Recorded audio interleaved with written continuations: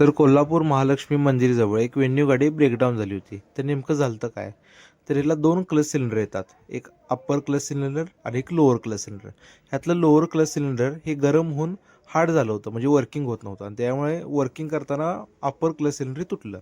तर आपण हे नवीन क्लच सिलेंडर घेऊन आलो आहे, हे आपण बदलणार आहे आणि प्रॉब्लेम सॉल्व्ह करून देणार आहे गाडीचा. तरीच आपण लोअर क्लच सिलेंडर पण बदलतो आहे, कारण वर्किंग होत नाही ते. तरीच आपण लोअर आणि अप्पर क्लच सिलेंडर बदलतो आहे.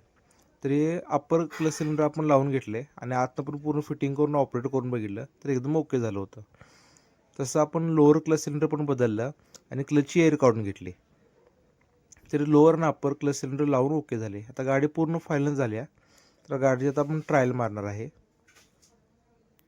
तर गाडीची आपण आता ट्रायल मारतोय. गाडी एकदम ओके झाली होती. पहिला क्लच सिलेंडर ऑपरेट होत नव्हतं आणि तुटलं होतं. तर आता गाडी पूर्ण कंप्लीट झाली. आता गाडी आपण देतो.